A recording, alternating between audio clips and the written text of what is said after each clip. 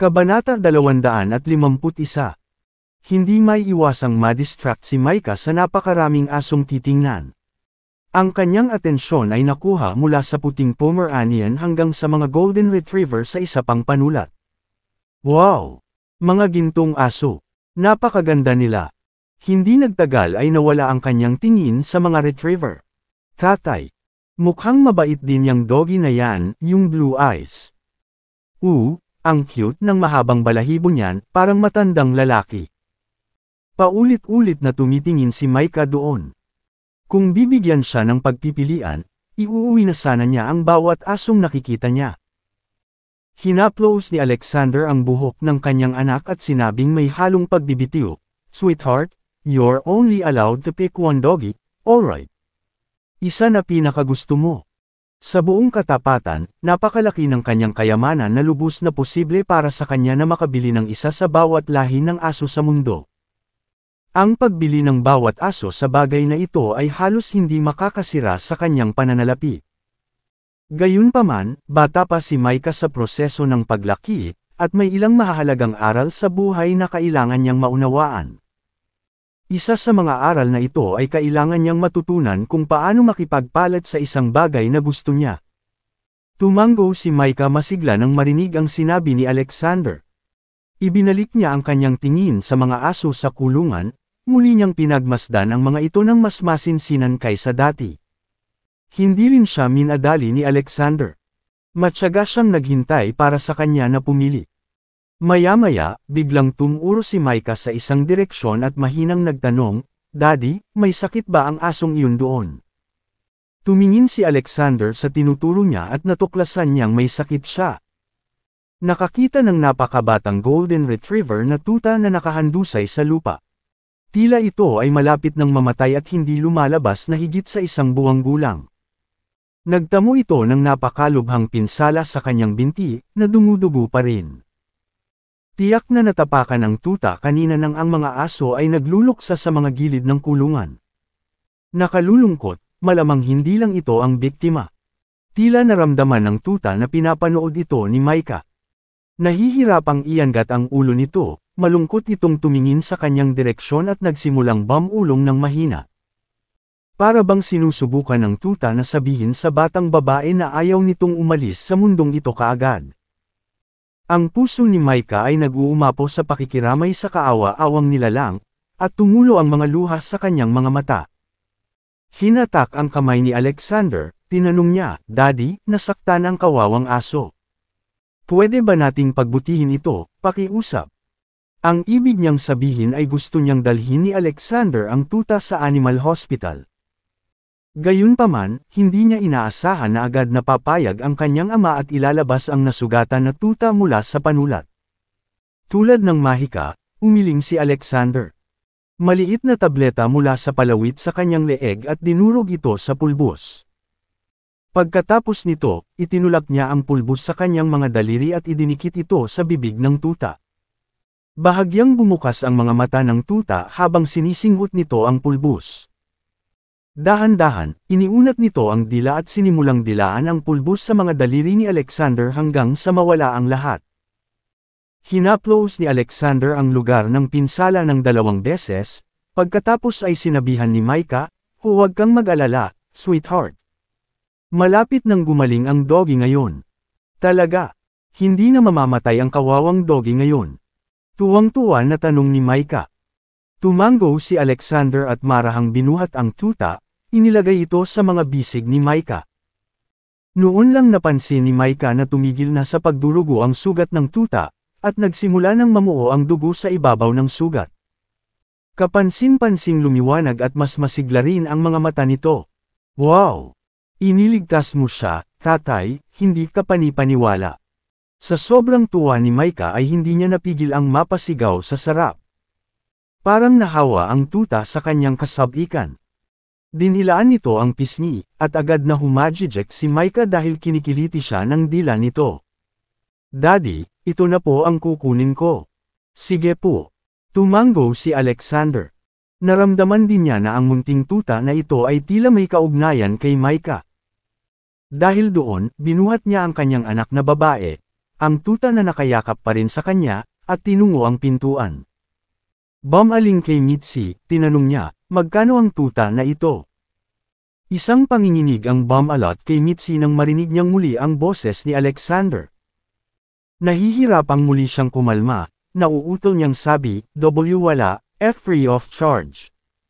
Pwede mo na lang iuwi ngayon. Niwala siyang lakas ng loob na salubungin ang tingin nito. Kabanata 252. Ayokong may utang na loob kahit kanino. Pagkatapos, nagbayad si Alexander ng $500 sa pamamagitan ng pag-scan sa QR code sa dingding. Sapat na ang $500 para makakuha ng malusog na aso. Gayunpaman, ayaw ni Alexander na maliitin ang bayad sa babae kahit na siya ay nagligtas sa aso.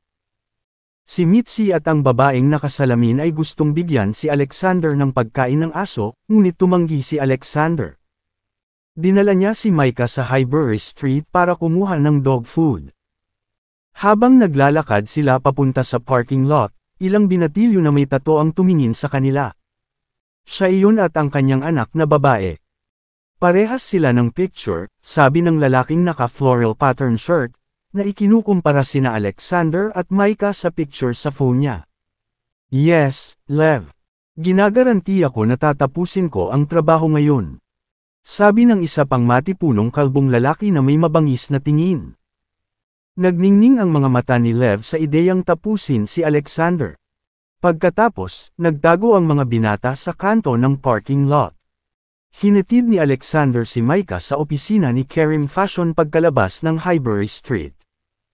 Naka-install si Alexander ng child safety seat sa sasakyan para kay Micah, na kasalukuyang masayang hawak ang tuta sa upuan. Mas malusog ang hitsura ng tuta matapos magpagamot kay Alexander. Si Micah ay masayang nakikipag-usap sa tuta. Si Alexander ay patuloy na tumitingin sa rear mirror para tingnan si Micah ng magiliw. Biglang naramdaman ni Alexander na may darating na panganib. Pagkatapos, nakita niya ang isang truck na paparating sa kanya ng napakabilis. Nako! Gayunpaman, hindi natama ni Sklar ang preno. Sa halip, tinapakan niya ang pedal ng gas.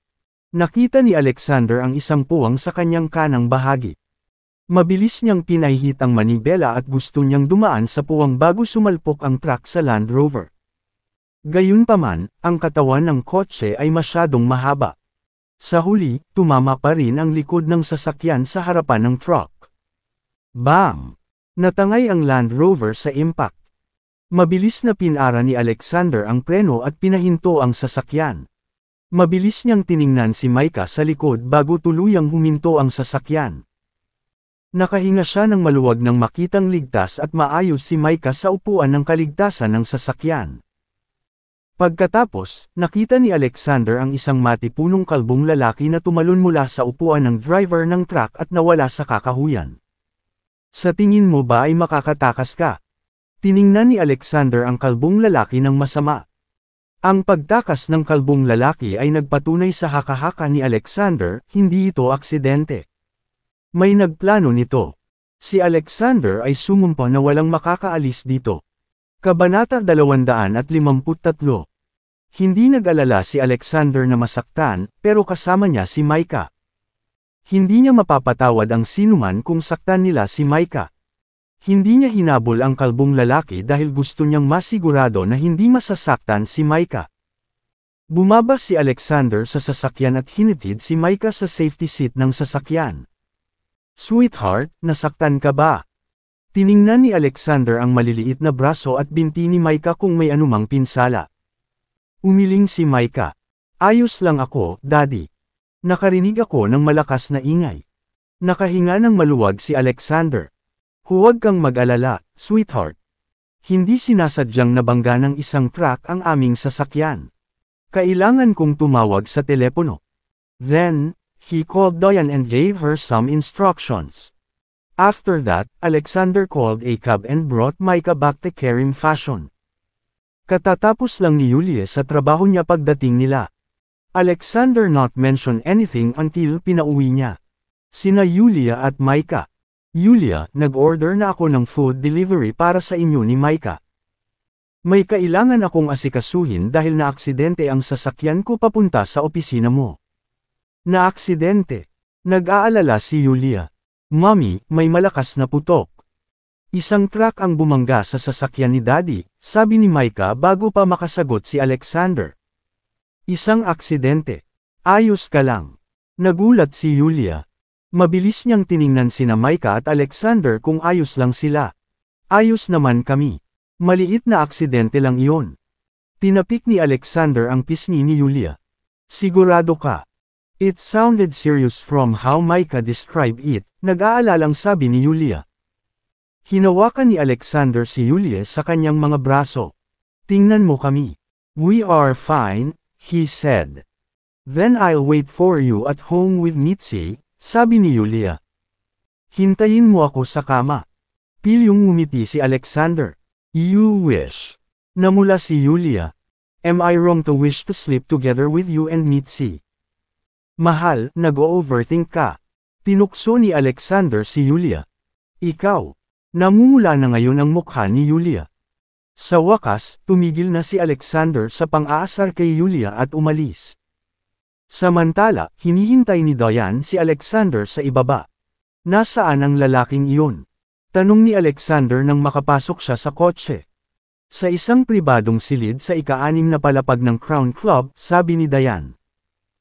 Hayaan mo at alamin kung magkano ang natanggap niya sa paggawa ng napakaruming trabaho sa gitna ng lungsod, sabi ni Alexander. Alam na ni Alexander kung sino ang nasa likod ng driver ng truck na nagtangkang pumatay sa kanya. Ngayon, gusto niyang hanapin siya at tapusin siya. Isang lalaking nakasuot ng floral pattern na kamiseta ay nakaupo sa isang leather na sopa sa room 6088 sa Crown Club.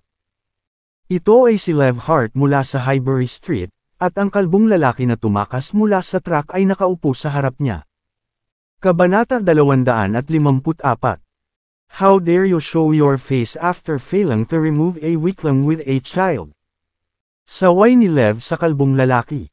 Hindi ko inaasahan na lilingon siya nang akmang sasampalin ko siya.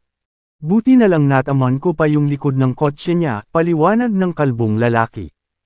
Stop the nonsense. Halos wala siyang gasgas sa aksidente. Sigaw ni Lev. Please give me another chance. Tiyak na tatapusin ko siya bukas, pagmamakaawa ng kalbo. Sigurado ka bang mabubuhay ka pa bukas? Isang tunog ang nanggaling sa likod ng pinto bago pa makasagot si Lev. Sino iyon? Nagulat ang matapang na lalaki. Lumingon siya at tumingin sa pinto. Flash! Nabasag ang glass door pagkatapos ng malakas na salpukan. Pagkatapos, pumasok ang isang matangkad na lalaki, kasunod ang isang babaeng naka-uniforme ng militar. Sila Alexander at Diane. Natakot ang kalbo nang makita si Alexander. Sa kabilang banda, nanatiling kalmado si Lev sa sopa, na may hawak na baso ng beer. How dare you break my door? Malamig na sabi ni Lev. Mabangis na tinitigan si Alexander ng kanyang mga alipors. Ang ilan sa kanila ay nagsiwalat pa sa kanila. Male sa ilalim ng kanilang mga kamiseta. Kahit sino ay matatakot sa pananaw ng mga lalaking ito. Gayunpaman, hindi ordinaryong tao si Alexander. Siya ang walang talo na Diyos ng digmaan. Sabihin mo sa akin ngayon. Sinong gustong pumatay sa akin? Tinitigan ni Alexander si Lev. Wala siyang balak na pakawalan si Lev ng madali. Kailangang protektahan ni Alexander ang kaligtasan ni Mitzi at Yulia, ngunit hindi siya palaging makakasama nila. Sa makatuwid, kailangan niyang alisin ang lahat ng posibleng pagbabanta bago nila mapahamak sina Mitzi at Yulia. Hindi ko nga alam kung sino ka. Napagkamalan mo na ba akong iba? Umalis ka na bago pa kita saksakin.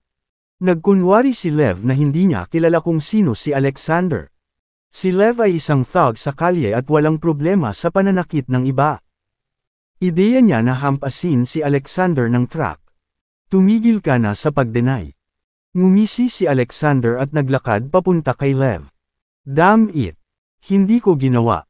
Inihagis ni Lev ang kanyang baso sa sahig at patuloy na itinanggi ang akusasyon. Sumunod naman ang kanyang mga alipors. Ang ilan sa kanila ay naglabas pa ng mga punyal. Hindi nagtagal, ang lahat ay humawak ng sandata at tinitigan si Alexander ng mabangis na parang isang grupo ng mga gutom na lobo. Nais patunayan ng kalbong lalaki ang kanyang halaga matapos siyang pag-usapan ni Lev. Kaya naman, itinaas ni Alexander ang kanyang braso nang makaraan siya. How dare you come and look for us after I let you go just ngayon? Kabanata 255. Isang masamang tawa ang pinakawalan ng kalbo at iniwagayway ang isang basag na bote patungo sa mukha ni Alexander. Biglang natigilan ang kalbo sa kinatatayuan bago siya makalapit kay Alexander. Ang kanyang kamay, na may basag na bote, ay nanatili sa hangin. Pagkatapos, lahat ng tao sa silid ay napansin ang isang sugat sa kanyang leeg, at ang dugo ay umaagos mula sa pinsala. Ang kalbo na lalaki ay sumigaw. Binitawan niya ang bote at idiniin ang kanyang mga kamay sa sugat. Sa kasamaang palad, ang sugat ay nasa pangunahing ugat ng kanyang leeg. Tuloy-tuloy ang pag-agos ng dugo niya kahit anong pilit niyang idiin dito. Sa bilis na ito, malapit nang matuyo ang kanyang dugo. Lumunok ang kalbo. Sinubukan niyang magsalita, ngunit walang lumalabas na salita sa kanyang bibig. Pagkatapos, nagsimula siyang makaramdam ng pagkahilo at panghihina. Nagdidilim na ang lahat ng nasa harapan niya. Thump! Nahulog sa sahig ang kalbo. Namuo ang isang pool ng dugo sa kanyang matipunong katawan. Nakahawak pa rin ang mga kamay sa leeg, kumaibot ang kalbo at nahimatay. Mukhang huli na ang lahat para ipadala siya sa ospital. Napatingin si Diane sa naghihingalo kalbo. Pagkatapos, naglabas siya ng panyo at pinunasan ang natitirang dugo sa kanyang dragon dagger. Natigilan si Lev at ang kanyang alipors. Hindi man lang nila alam na pinutol ni Diane ang leeg ng kalbong lalaki bago ito nakitang pinupunasan ang kanyang punyal. Ang babaeng ito na nakauniporme ng militar ay hindi nakakatakot. Lumayo ka sa akin. Wala akong kinalaman sa paghampas sa iyo ng truck. Sabi ni Lev kay Alexander. May hawak siyang dagger sa harap niya. Lahat ng alipors niya ay hindi napigil ang manginig sa takot. Papatayin ka niya kapag may nangyari sa akin. Ang malamig na titig ni Alexander ay nagpalamig sa gulugod ni Lev. Umaasa si Lev na ang pagbanggit kay Homer ay mapapa-atres si Alexander. Sa tingin mo ba matatakot ako sa iyo kung magdadala ka ng tulong? Gaano kabilas ang isang babae? Maaari ba siyang maging mas mabilis kaysa sa 100 tao? Mas mabuting umatras ka bago dalhin ni Mr. Homer ang 100 ng kanyang mga compound dito at hiwain ka sa 1,000 piraso. Ipinagpatuloy ni Lev ang kanyang pagbabanta. Ang pagbanggit kay Homer ay nagbigay din ng lakas ng loob kay Lev. Ipinagpatuloy niya ang dati niyang mapagmataas na sarili na parang nakalimutan na niya ang kaduwagan niya kanina. Bago pa makapagsalita si Lev, may lumipad na anino, at naramdaman niya ang matinding pananakit ng kanang braso niya. Nalaglag ni Clamp. Lev ang kanyang punyal. May humawak sa kanyang pulso, ngunit hindi niya magawang labanan ang taong iyon. Samantala, casual na itinaas ni Diane ang kanyang kabilang kamay. Takot na tumingin sa kanya si Lev. Bago siya makalaban, sinaksak ni Diane ang kanyang dragon dagger sa bisig ni Lev. Splat! Dumaan ang punyal sa bisig ni Lev, na tumambad sa puting buto sa ilalim ng laman. Arg! Napasigaw si Lev sa sakit at napahiya muli sa sopa. Hinawakan niya ang kanyang braso, ngunit ang dugo ay tumagos sa kanyang mga daliri. Kabanata 256. Namumutla ang mukha ni Lev habang nakatitig sa punyal na malalim na nakabaon sa buto, at hindi siya makapagsalita dahil sa matinding sakit. Ang jet black dragon na dagger ay tila inipit siya sa haligi ng kahihiyan. Bata at magandang babae. Hindi ka panipaniwala. Gustong-gusto niyang hilahin ang punyal, ngunit alam niyang maparalisa ang kanyang buong braso kapag ginawa iyon. Habang tumatama ang malamig na pawis sa kanyang likod, wala siyang nagawa kundi ang idiin ang kanyang sugat sa sakit. Ang mga nasasakupan nanginginig ang magkabilang gilid niya, hawak ang mga basag na bote ng beer at punyal. Paano kaya sila muling makakalaban nina Alexander at Diane? Nakasabit ang mga sandata sa kanilang mga kamay habang mahigpit nilang kinuyam ang mga ito gamit ang huling lakas ng kanilang paghahangad. Tatanungin kita sa huling pagkakataon, sino ang nagbayad sa iyo para patayin ako? Malamig ang mga mata ni Alexander habang tinanong niya si Lev sa pananahimik na tono. Ang pagkamuhi ni Lev kay Alexander sa mga sandaling ito ay katumbas ng tindi ng sakit sa kanyang braso. Higit pa rito, nangyari ito sa harap ng kanyang mga nasasakupan, dahilan upang mawala ang lahat ng dignidad niya. Isang pakiramdam dahil sa matinding puot ay gusto niyang lamunin ng buo si Alexander. Gayunpaman, batid din niyang mas malala pa ang kapalaran niya kaysa sa kalbong lalaki kung magpapatuloy siya sa pakikipaglaban. Sa kanya, may biglang tunog ng nagmamadaling mga yabag sa koridor habang nag-iisip kung ano ang sasabihin. Agad-agad, isang pulutong ng mga tao ang nagsipasok, na nakatapak sa mga tipak ng salamin sa lupa. Ang mga taong pumasok ay pinamunuan ng isang matipunong tao. Lalaking nakasando. Si Homer McGee iyon, ang may-ari ng Crown Club. Biglang sumambulat sa hysterical na saya si Lev nang makita si Homer. Dumating na ang taong susuporta sa kanya. Mr. Homer, ang pangalan ko ay Lev Hart, at sinira ng lalaking ito ang pinto ng iyong pribadong silid at sinaksak pa ako sa braso. Dalhin mo ang mga tauhan mo rito, dali, at patayin ang asong iyon at siya. Galit na tumingin si Lev kay Alexander habang siya sumigaw. Sa kabila ng kanyang kawalan ng lakas, ang kasaysayan ng kanyang pamilya sa aktibidad ng gang sa kapitbahayan ay ginawa siyang isang mabigat na lokal na bully. Sanay na ako sa oportunismo, kailan pa ba ako tinatrato ng hindi patas ng ganito? Ipinakita rin ni Alexander ang kanyang pagwawalang bahala kay Homer sa pamamagitan ng pagsipa. Bumukas ang pinto ng pribadong silid. Natitiyak niyang hinding-hindi ipagtatanggol ni Homer si Alexander batay lamang doon. Matatalo kaya ni Diane, gaano man siya kalakas, ang daan-daang alipores ni Homer. Ito ang tahanan ni Homer. Si Alexander at Diane ay walang pagkakataong makatakas. Ngayon, napangiti si Lev sa pag-iisip na parabang nasaksihan niya ang kalagayan ni Alexander. Natigil ang ngiti niya sa sumunod na sandali. Binigyan siya ni Homer ng malamig na tingin. Habang naglalakad palapit kay Alexander na may ngiti sa labi. Pagkatapos, yumuko siya at sinabing, Mr. Tomas, andito ka na. Hindi naman sa hindi niya napansin ang kalagayan ni Lev o ang kalbong patay sa lupa. Kakapatay lang ni Alexander ng isa pang lalaki sa kanyang lugar. Gayunpaman, hindi siya naglakas loob na magtanong. Bato, Mr. Tomas. Si Lev, na naglagay ng lahat ng kanyang pag-asa kay Homer, ay nagulat. Mr. Tinawag nga ni Homer ang lalaking ito bilang Mr. Tomas. Si Homer ay idolo ni Lev. Ang isang taong bihasa sa panlilinlang ay talagang iniyuko ang kanyang ulo sa taong ito na bato. Kaya, itong si Alexander na ito ay may mas nakakatakot na personalidad kaysa kay Homer. Boss! Ang isipan ni Lev ay nakikipagkarera. Hindi niya sinasadyang nasaktan isang taong mas iginagalang kaysa kay Homer. Nobela. Kabanata 257. Gusto talaga ni Lev na pumatay ng isang malaking shot para sa isang maliit na gantimpala. Kamatayan lang ang hinahanap niyan, di ba? Sa husay ni Diane, namatay na sana ang kalbong lalaki kung nanag siya sa hapon. Biglang pinagpawisan si Lev. Tumingin si Alexander kay Lev at dahan daw ang sinabi kay Homer, may tao nag-utos sa kanya na patayin ako. Sinusubukan ko lang na kumpirmahin sa kanya, ngunit hindi ko inaasahan na siya ay ganap na hindi makikipagtulungan, kaya maaari ko lamang siyang pahirapan. Inangkin niya na kayo at siya ay sinumpaang magkapatid, sa The Way. Gusto niyang patayin mo kami ni Diane. Nang inag ang katawan ni Homer nang matapos magsalita si Alexander, lumuhad siya at nagmakaawa, Mr. Tomas, hindi ko kilala ang taong ito, at kalokohan ang sinasabi niyang sworn brothers kami.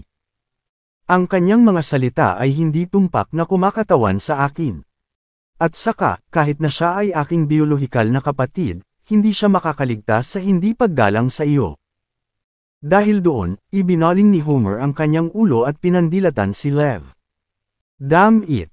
Kung gusto mong mamatay, huwag mo akong idamay sa iyong suicide mission. Volante, you have good knife skills. Pinutol mo ang kanyang kamay para sa akin. Oo, Mr. Homer. Lumapit ang isang binata na nakaitim na turban na may dalang machete. Sa puntong iyon, napabulala si Lev. Pakiusap, Mr. Homer, iligtas mo ako. Mr. Homer. Wala akong balak magsinungaling. Sabi ko nanumpa kaming magkapatid para lang takutin ang lalaking iyon. How dare you disrespect Mr. Tomas? Gusto mo na bang mamatay? Galit na sigaw ni Homer, inagaw ang machete mula sa pagkakahawak ni Volante, at sinugod si Lev. Instinctually, gustong tumakas ni Lev, ngunit mabilis na hinawakan ni Homer ang dragon na punyal na nakabaon sa kanyang bisig. Napasigaw si Lev dahil sa matinding sakit. Hindi pa siya tapos sumigaw. Hiwain. Bumaba ang kutsilyo sa kamay ni Homer. Bumagsak ang isang dagwang kanang kamay sa coffee table sa harap niya, na sinabayan pa ng mas malungkot na hiyaw. Madyugo. Ang mapatla na mukha at malungkot na tingin sa mga mata ni Lev ay nagsasabi. Ang malamig na pawis ay bumubuhol sa kanyang noo at tumulo sa kanyang leeg. Mas masakit kaysa mawala ng kamay, takot ang namayani sa kanyang puso. Kumapit ka pa.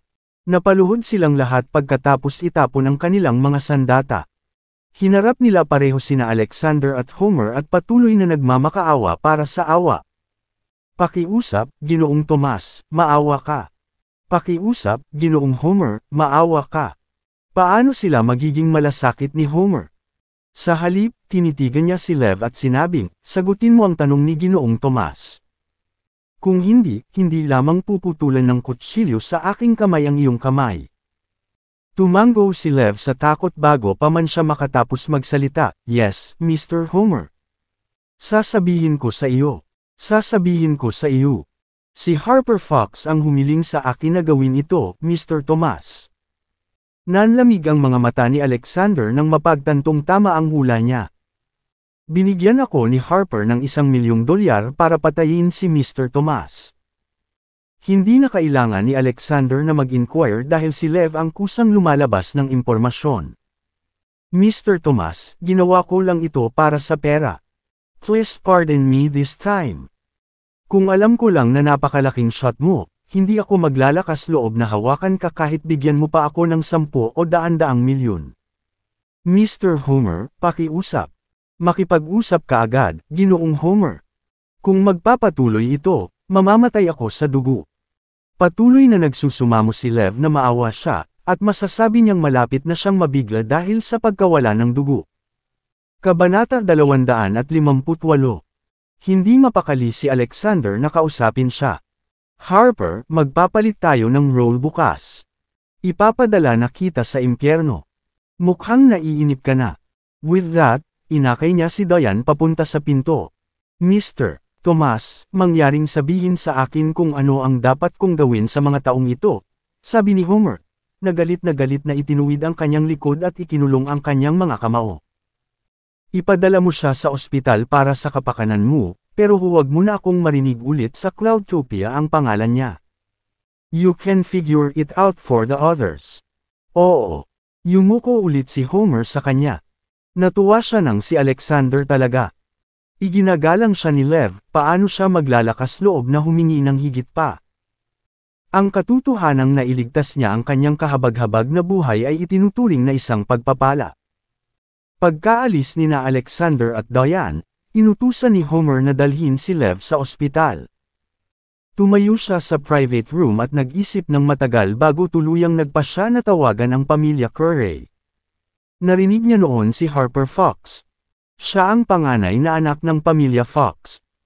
Ang pamilyang Curray, na sumusuporta sa kanya, ay may malapit na relasyon sa pamilyang Fox.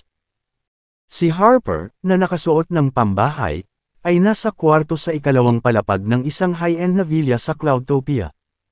Galit na reklamo niya, ano bang problema niyan, Lev? Wala siyang ginawang anumang aksyon, at hindi rin niya kinukuha ang telepono. Agad siyang inaliw ng asawa niyang si Ava, at sinabing, huwag kang mag-alala. Good things take time. Si Lev ay subordinate ng kapatid ko, at hindi ito ang unang beses na gumawa siya ng ganitong bagay. Wala siyang problema sa paghawak ng tanggang kasama ng mga bata. Malamang kinakaharap niya ito ngayon. Mabagal at matatag ang panalo sa karera, kung mas maingat siya, mas maliit ang posibilidad na magkamali siya. Naintindihan din ito si Harper, na tumawa ng masama at nagsabing, ito ang hindi maiiwasang kahihinatnan ng pagkakasala sa akin. Sumilay sa kanyang mukha ang isang nakakalokong ngiti nang sabihin niya iyon. Parang nakita na niya ang miserableng kalagayan ni Alexander. Nasagasaan siya ng kotse. Mr. Harper, Mrs. Harper, gusto ni Mr. Fox na kausapin kayong dalawa sa sala, sabi ng kasambahay habang nakatayo sa labas ng pinto. Sige, malapit na tayo. Hindi sina Harper at Ava dare to defy the order, so they went downstairs. Napansin nila si Malcolm na nakasimangot sa sofa habang papasok sila sa sala. Anong uri ng tusong negosyo ang ginagawa ninyong dalawa? Mahigpit na tanong ni Malcolm sa mag-asawa. Bumilis ang tibok ng puso ni na Harper at Ava nang marinig ang mga salita ni Malcolm, at dali-dali nilang ipinaliwanag, Tay, wala kaming ginawa. How dare you? Tanggihan mo. Pinutol agad sila ni Malcolm. Sa tingin mo ba ay gagana sa akin ang iyong murang parlor tricks? Patuloy niya. Be honest with me. Bakit mo binigyan si Lev ng $1,000,000? Nagpa siya si Harper na linawin na lang ang nangyari sa kindergarten noong araw dahil alam niyang hindi niya ito maitatanggi kay Malcolm. Gayunpaman, mabilis siyang nag-isip at binago ang buong salaysay, ang mali ay naging katotohanan, at ang katotohanan ay naging mali. Ipininta niya at ni Ava bilang mga walang magawang biktima, at si Alexander bilang isang mapagmataas na maton. Si Malcolm ay isang matalinong negosyante. Alam niya kung paano ang kanyang anak. Mahigpit niya itong pinagsasabihan, alam mo talaga kung ano ang nangyari. Ang isa ay aking anak, at ang isa ay aking mga anak. Hindi ko ito hahabulin, at binabalaan kita, mabibigo ka pa rin sa isang punto, kahit gaano ka pa. Mahusay. Kaya, mula ngayon, hindi ka na dapat makipag-ugnayan sa lalaking Lev na iyon. Kung hindi, ikaw ay mag-isa. Paalisin kita sa sambahayan ng Fox. Sa huli, ang ikinabahala ni Malcolm ay ang kaligtasan ng sarili niyang mga miyembro ng pamilya. Wala siyang pakialam kung ang iba ay nabuhay o namatay. Kabanata 259. Oo, tama si Dad. Hindi na tayo makikipag-ugnayan pa sa Lev na iyon. Mabilis na sumang-ayon sina Harper at Ava. Okay, come with me to the dining room for dinner. Tumayo si Malcolm habang nagsasalita na parang walang nangyari. Sabay-sabay na tuwang-tuwa. Bago pa makaalis ang tatlo sa sala, tumakbo pabalik ang mayordoma, na nagpuputas ng damo sa bakuran, at sinabing, Mr. Fox, may isang lalaki at isang babae sa labas, at sinabi nila na sila ay narito para sa isang pagbisita. Ano ang dahilan kung bakit ka nagpanik ng ganito?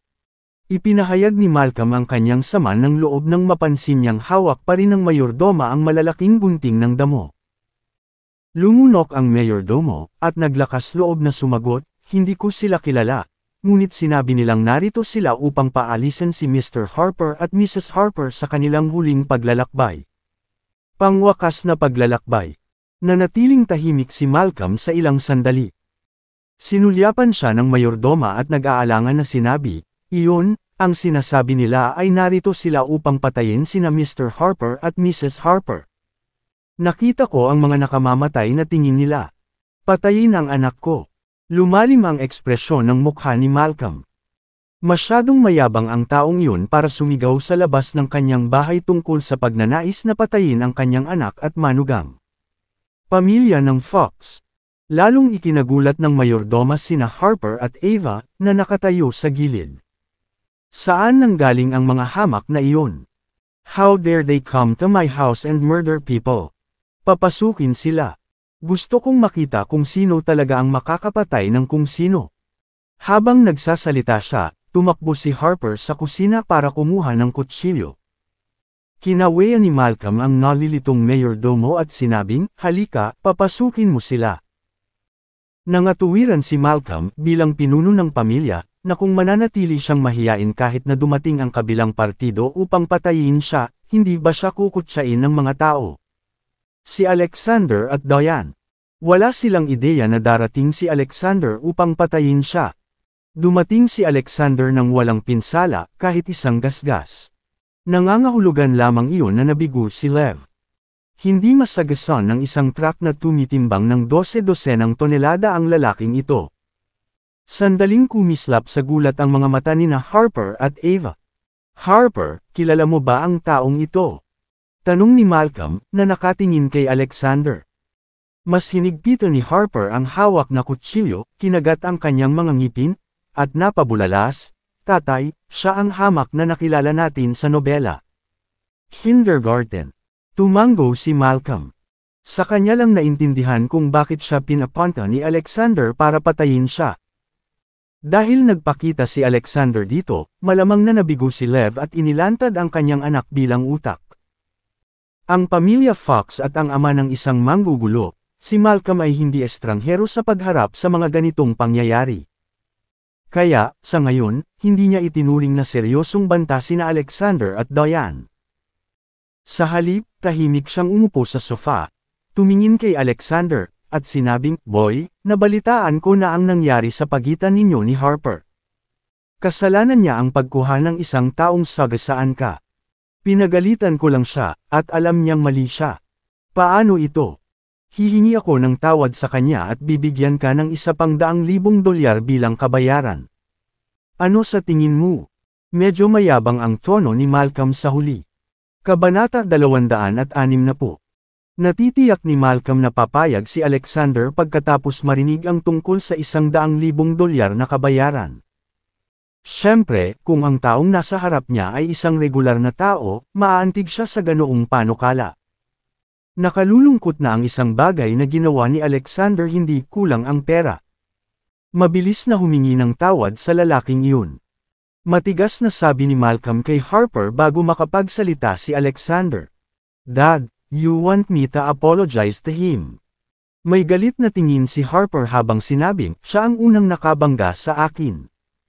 Bakit ako hihingi ng tawad sa kanya? Ang usapin kung saan siya sinampal ni Alexander sa publiko ay hindi pa niresolba, at ngayon ay dapat siyang humingi ng tawad kay Alexander sa kanyang sariling bahay.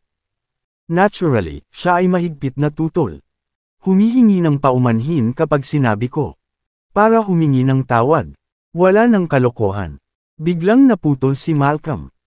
Bagamat hindi niya itinuring na seryosong banta si Alexander, ang katotohanang makakaligtas ang kabilang partido sa kalupitan ni Lev ay nagpakita na mayroon pa siyang isang trick o dalawa sa kanyang manggas. Kahit na walang dapat ipag-alala ang pamilya Fox, siya hindi naisip na kailangan pang pasabugan ang sitwasyon kapag madali itong malulutas sa isang maliit na halaga ng pera. Hindi man lang ako nakikinig ngayon. Dahan-daw ang nagsalita si Malcolm. Kahit na ang tono ay hindi partikular na galit, nagulat pa rin si Harper dahil alam niyang panimula lamang ito ng aktwal na galit ni Malcolm. Madalang na magalit si Malcolm, ngunit noong siya ay wala sa sambahayan ng Fox. Makatiis. Habang nakayuko si Harper, sinabi niya kay Alexander, sa hindi sinseridad na paraan, "Paumanhin, hindi ko dapat kinuha si Lev para patayin ka. Alam kong mali ako. Alam mo bang mali ka?" Ngumisi si Alexander at nagpatuloy, "So, dahil lang sa alam mong mali ka, kaya mo na lang isulat lahat ng krimen na nagawa mo. Mayroon bang libreng tanghalian sa mundong ito? Hindi ka ba tumatanggap ng $100,000 bilang kabayaran? Hindi ka nasaktan, at gayon pa man napakadali mong kumita ng $100,000. Ano pang gusto mo?" Agad na ipinahayag ni Harper ang kanyang kawalang kasiyahan. Nagyayelong ang tingin ni Alexander habang nanunuya, "Sa tingin mo ba ay may nagmamalasakit sa iyong $100,000? Naparito ako para ipadala ka at ang iyong asawa sa iyong huling paglalakbay." Lumingon si Alexander kay Ava pagkatapos magsalita. "Kung sino ang gustong mauna sa Netherworld, piliin mo. Ikaw." Biglang umiling si Ava sa galit. Nakatutok kay Alexander ang boning knife ni Harper. "Tumakas ka na sa teritoryo ng Fox. Paano? Dare you be so obnoxious? Hindi ka ba natatakot na tadterin kita? Hindi siya pinansin ni Alexander at sinuntok ng malamig at matalim na tingin si Ava. Kailangan ng tugon kung matatawag kang magtanong. Sa kagubatan, ang mga puno ay mukhang maganda, ngunit sinisiraan sila ng hangin. Masarap maging bata at masigla, ngunit huwag mong isuko ang iyong sarili para lang manalo. Nakuha ko si Harper na humingi ng tawad sa iyo, at nangako ako sa iyo ng $100,000, na higit pa sa nararapat sa iyo. Huwag itulak ang iyong kapalaran. Sinubukan naming tretuhin ng may paggalang, ngunit tinanggihan mo ito. Sigaw ni Malcolm kay Alexander na may pagkunot noo sa mukha. Walang halaga sa akin ang karangalan ng pamilya mong Fox. Sigaw ni Alexander. Ang mga ganoong pangyayari. Kaya, sa ngayon, hindi niya itinuring na seryosong banta sina Alexander at Diane. Sa halip, umupo siya ng mahinahon sa sofa. Tumingin kay Alexander, at sinabing, "Boy, I've heard about what happened between you and Harper." Kasalanan niya kung bakit siya nag-hire ng taong sagasaan ka. Pinagalitan ko lang siya, at alam niyang mali siya. How about this? Hihingi ako ng tawad sa kanya at bibigyan ka ng $100,000 bilang kabayaran. What do you think? Medyo mayabang ang tono ni Malcolm sa huli.